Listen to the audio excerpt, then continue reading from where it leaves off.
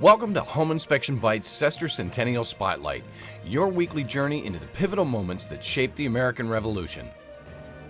This week, we travel back to the week of July 12, 1775, as British warships crowd into Boston Harbor, and the colonial conflict enters a new phase.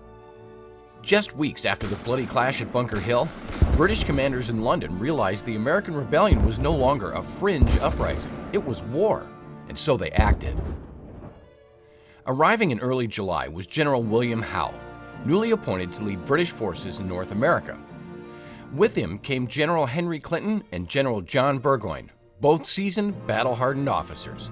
Their mission: reinforce the siege-bound British garrison in Boston and crush the colonial resistance. Over the next several weeks, thousands of British soldiers and German Hessian mercenaries disembarked in Boston.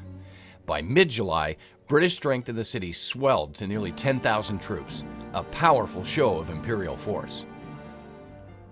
Back in London, British officials had lost confidence in General Thomas Gage, who had struggled to maintain control.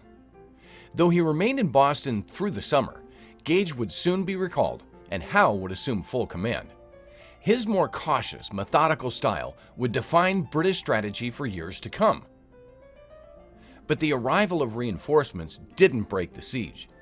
General George Washington, who had just taken command of the Continental Army outside Boston, tightened the noose. His forces controlled the surrounding countryside, cutting off British supplies and land access.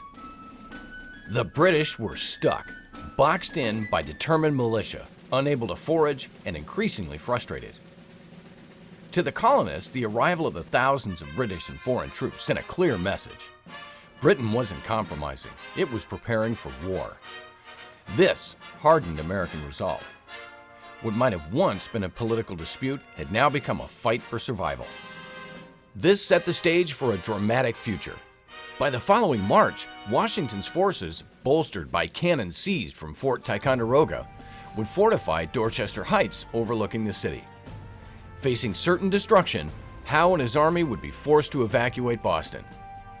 But in this moment, 250 years ago, Britain's red-coated reinforcements weren't just soldiers. They were a symbol, a signal.